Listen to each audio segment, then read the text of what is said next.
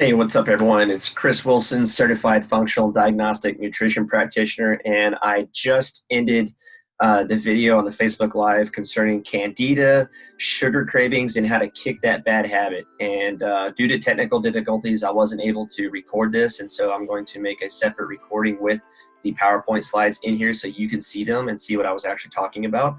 These slides are courtesy of Dr. David Jockers, who's my mentor, and has given me permission to use these in this presentation. And if you suffer from any type of digestive ailments and really suffer from Candida or sugar cravings or food addictions, I highly encourage you to stick around to the end where I'll discuss some of the remedies that you can do to take control of your own health. And then I also encourage you to come on over to my private Facebook group, Health by His Design, where I'm pretty active in every day, and I actually help people get their health better by sharing crucial information to them, such as this video right here. So without further ado, let's get right on in and begin this presentation.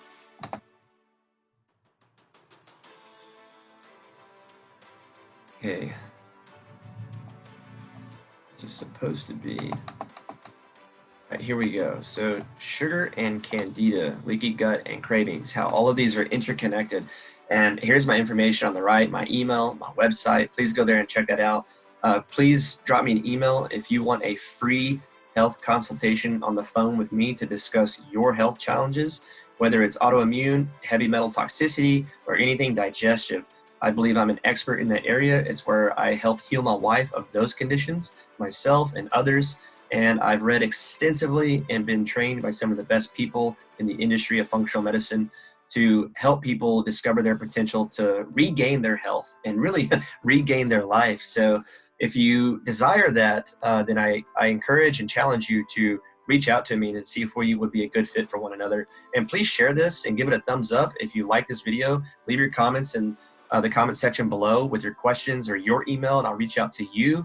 And maybe some of the things that you're dealing with, and we can talk about that. So sugar and Candida, what does it all mean? How does it all fit into your challenge, and why is Candida here? So Candida albicans, it's really an epidemic disease, and an oral infection leads to the transfer of germs. So if you think about staph or strep or these other bacterias, staph lives on the skin, strep lives in the mouth. We swallow over a liter of saliva a day, and so when we don't have adequate levels of stomach acid being produced, this can actually allow for strep to crowd out our good bacteria and overgrow, leading to strep throat, chronic sinusitis, and other types of cold-like, bugs and flus and viral infections that give us the yearly cold. And taking rounds of antibiotics to kill this is going to wipe out your gut microbiome. So that ecosystem that we have down in our stomach, it's actually going to wipe that out and further exacerbate the problem. While you might feel well temporarily, you're going to see over time is you're going to develop things like chronic pain, chronic fatigue. You're going to have food addictions, sugar cravings, maybe even some subtle weight gain. You're just not going to feel yourself. And this is all developing over time. It doesn't just really happen overnight, although it can, but it's not usually in that process. So a neglected or undetected infection with Candida can cause a lot of symptoms and lasting diseases, in fact. And if you leave this unchecked, it will mix with other infections and endanger the success of treatment. Candida requires like a partner treatment in order to avoid reinfection or this ping pong effect. And so it can really affect the digestive process. And so we can see a couple of symptoms listed here on this page of mental impairment and fatigue. It leads to multiple food sensitivities, which I see are huge right now. Digestive struggles, so anything from IBS to Crohn's to ulcerative colitis to just gas, bloating, constipation, and cramping in general. And it places a heavy burden on the liver, which is really going to suppress your immune function, leaving you vulnerable to other viral infections. It can create itchy and dry skin like eczema and psoriasis, which is an autoimmune condition.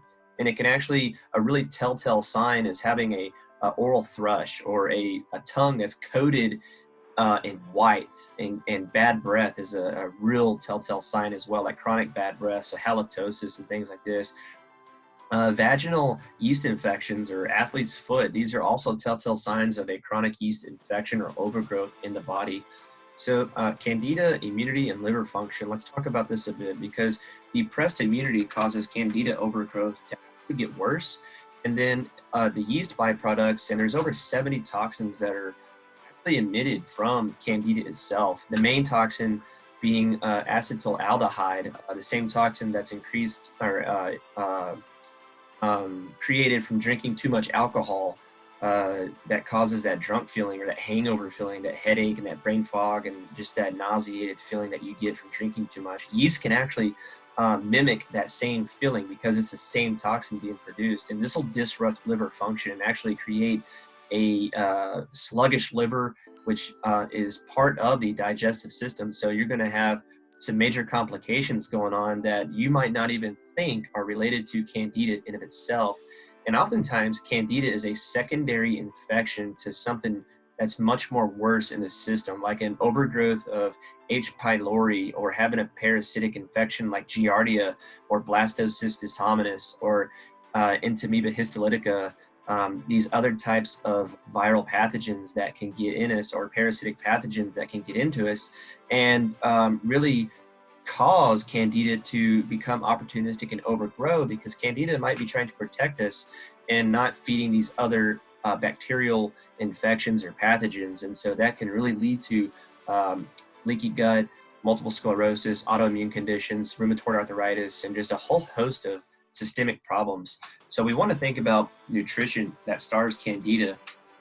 Yeast organisms need fuel to grow and proliferate, and one of the things they use are sugar, highly refined processed carbohydrates, fast foods. So you might notice you get cravings for sweets or sugary foods or even just fast foods, and it's because fast foods are highly refined, they're highly processed, and they break down in the body very quickly to sugar.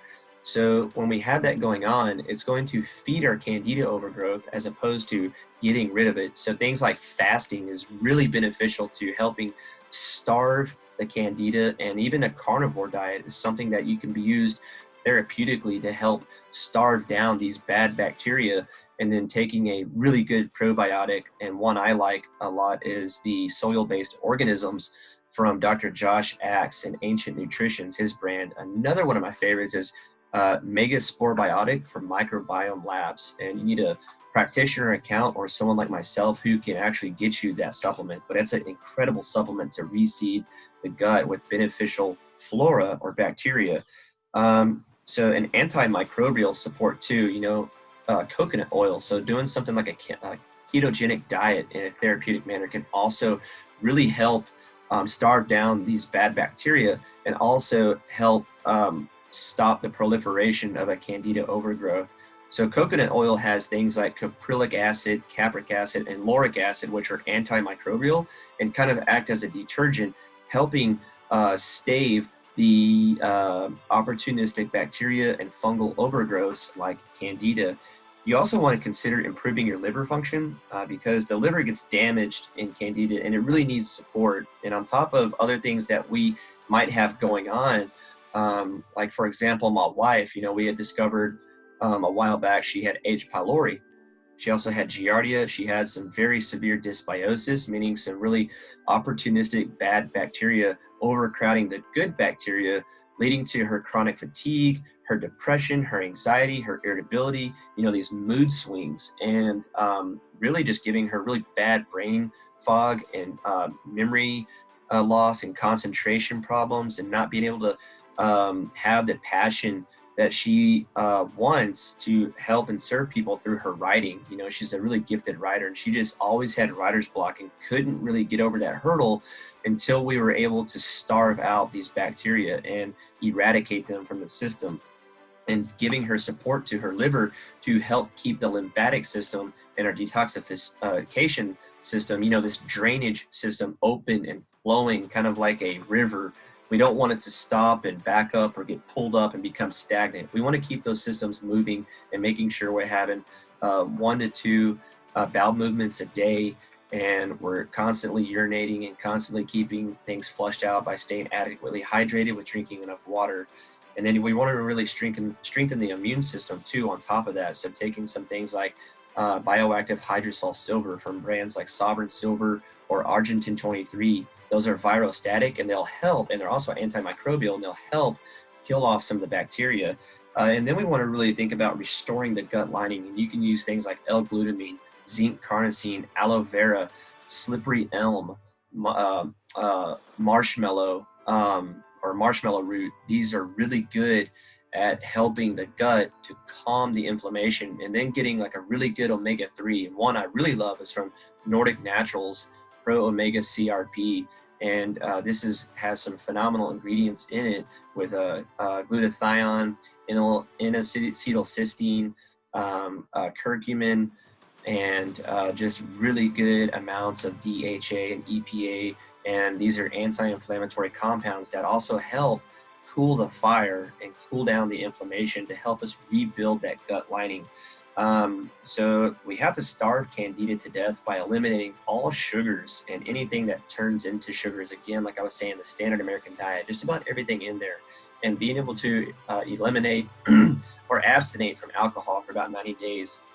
You know, Candida loves sugar and anything that turns into sugar. So, you know, a lower carbohydrate diet or a ketogenic diet is critical to getting well. And this is done therapeutically. And I've been trained and certified in a ketogenic therapeutic lifestyle on top of my other education from Functional Medicine University and Functional Diagnostic Nutrition to help people recover from their chronic digestive ailments or their autoimmune conditions.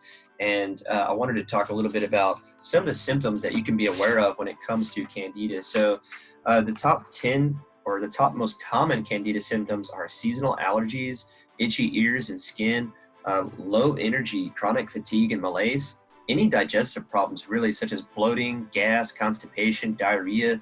And these are like can mimic small intestinal bacterial overgrowth. So you might have heard things like SIBO. These can also be coinciding with a secondary infection like Candida. So there's oftentimes something bigger behind the veil or the curtain that we have to pull back and reveal. And I do this by helping people get the right type of labs in their hands to identify these hidden stressors that, you know, your mainstream doctors really aren't trained to look for. They're more so trained in treating disease with drugs and pharmaceuticals and prescriptions, but they're not really trained in nutrition and nutritional therapy like I am. See, most doctors have 7 hours of nutritional training throughout their entire schooling career, unless they actually go after postgraduate studies to further their knowledge in nutrition. I have over 300 clinical hours of nutrition training in my functional medicine university background. And other symptoms are autoimmune diseases like rheumatoid arthritis, you know, Hashimoto's, lupus, psoriasis or ulcerative colitis, Crohn's disease, and even multiple sclerosis or scleroderma. We might see more like skin and nail fungal infections, skin problems like eczema or rashes or hives, and again, the mood swings. So anxiety and depression, going back and forth on that pendulum between these mood disorders. And then vaginal yeast infections, urinary tract infections are real common. Even having rectal or vaginal itching is another telltale sign of having a yeast or fungal overgrowth in the body. Some other things, brain fog, ADHD, concentration problems, or poor memory are really correlated with a Candida overgrowth. And especially autistic children, they oftentimes have multiple factors going on in their gut, Candida being one of those, and leaky gut being one of those, that actually contribute to the many cognitive disorders that they exhibit. So, you know, the healthy bacteria in your gut typically keep Candida levels in check, but there's several factors that can cause the Candida population to really get out of hand. And that's eating a diet in highly refined carbohydrates and sugar, which actually feed the yeast, as we discussed before, consuming a lot of alcohol, drinking tap water with chlorine and disinfectant byproducts, or another big one that a lot of people do right now, and even doctors will prescribe, is oral contraceptives to help modulate the female reproductive system and their hormones like progesterone and estrogen. Well, this can actually lead to a dysbiotic gut and create leaky gut, but also create Candida and allow it to overgrow and become opportunistic, impairing the body's ability to further become vulnerable to other infections. Also using antacids for heartburn, so things like Tums or Maalox or Prilosec OTC or Zantac, these can actually exacerbate the problems of Candida, because these actually lower the production of stomach acid, and stomach acid then can't do its job that it needs to do. And so we have to really pay attention to this. And I have to interrupt and end this video because my battery is about to die. So thank you so much. And I will make a part 2 of this going in more detail, but I don't want my battery to die on you guys. So you have a blessed day.